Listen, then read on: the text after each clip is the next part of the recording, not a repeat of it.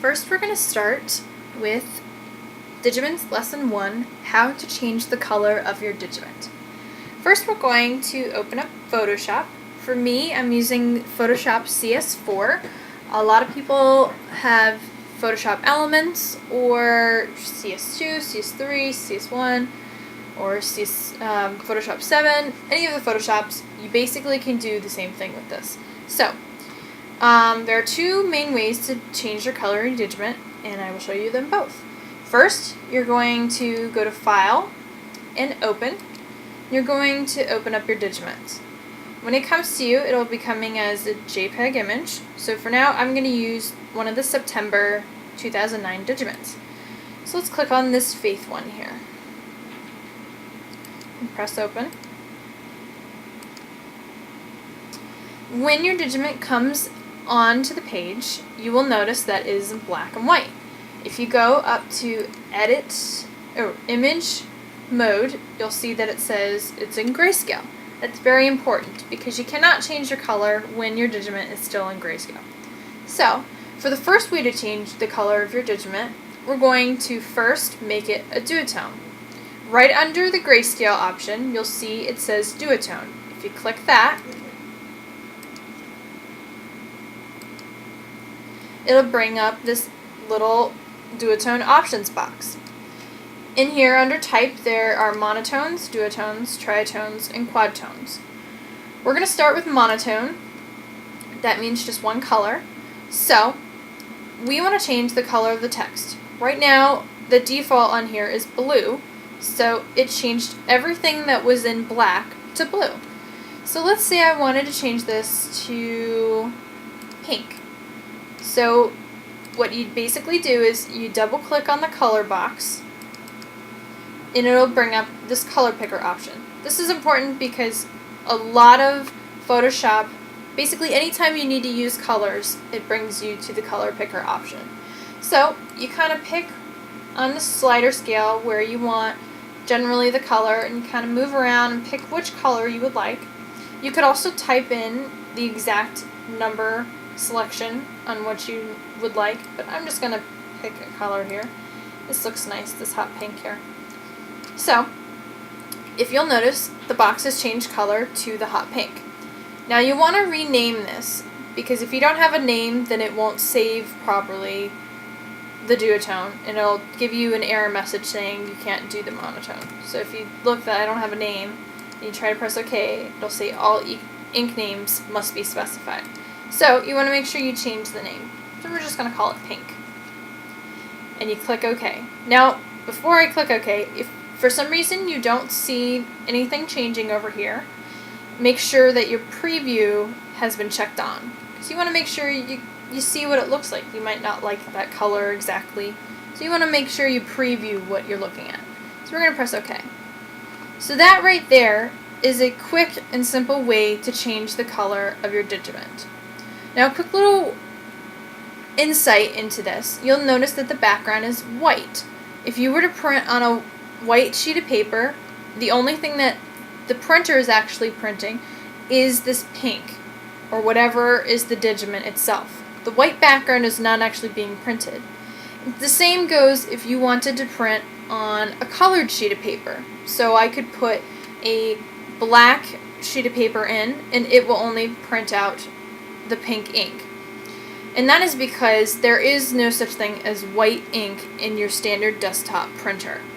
There are special white embossing inks for professional printers, but most of the time it really doesn't exist as far as ink goes. So you don't have to worry about it printing white, it'll print whatever your paper is. So instead of looking at this as a white background, look at it as your paper background. So that's a little word of advice. We'll come back to that later. We're also going to go to the second option on how to change the color of your Digiment.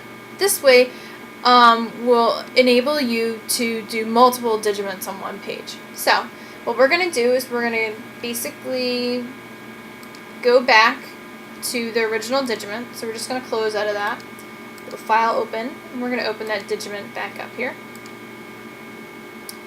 And it's back to the Grayscale. You can double check by saying Image, mode, and it should say Grayscale.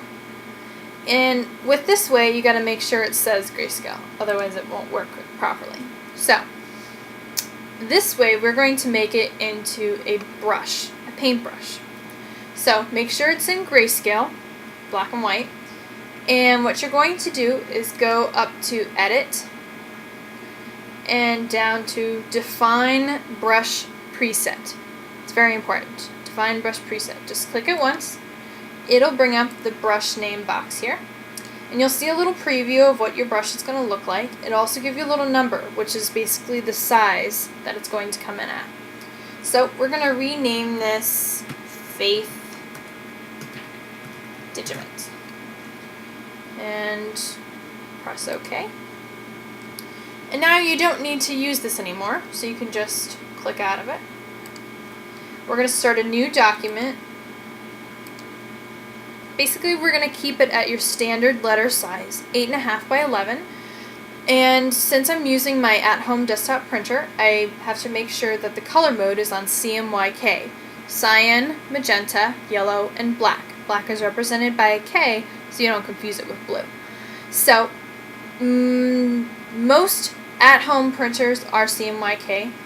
Some have a couple extra different types of cyan, like light cyan and light magenta, which actually mine does. But you primarily want yours to be in cyan, magenta, yellow, and black. So everything else seems okay. So for my document, that's okay. So I have my standard sheet of paper. Since I defined the brush preset, it should be saved as a brush. But first, we're going to pick the color that we want that to be. So down here in the left-hand corner, over where my tools are, some people have their tools on the right, I always keep mine on the left. So wherever you keep your toolbar, which is this big long thing that has all these icons on here, you'll see two boxes. They're usually either colored, or one might be white, one might be whatever color you used last. So double click the top one, and that brings your color picker, and we're going to pick which color we want. I'm going to do this kind of blue color.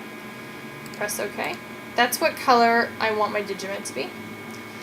And if you click on the little paintbrush here, not the one with the arrow, the actual paintbrush, you'll notice up at the top there, next to brush, there's a little drop down here. If you click on it, these are all the different brushes that I have.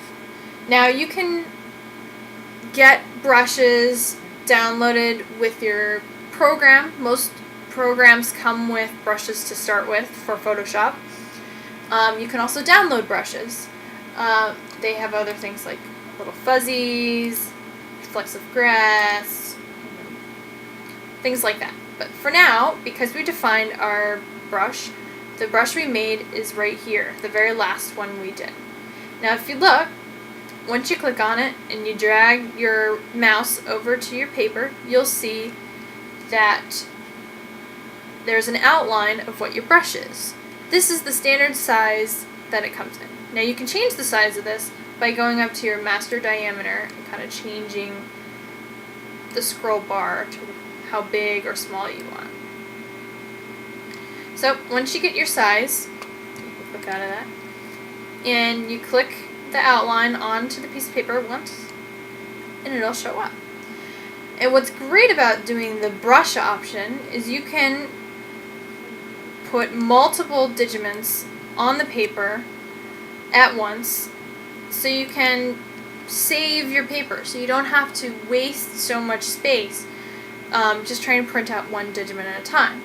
So you can also do bigger ones with some smaller ones, all on one piece of paper. You just click through. You can also go back, double click on your color box, change your color, so you can have multiple colors all on one page. So this is probably the most economic way to print your Digiments in multiple colors on one sheet of paper. So I hope that's helpful to teach you how to use Digiments and how to change your colors. We will have more lessons videos coming out on how to use the Digiments and other great little nifty ways to use Photoshop and your Digiments. I hope that's helpful. Thanks. Bye.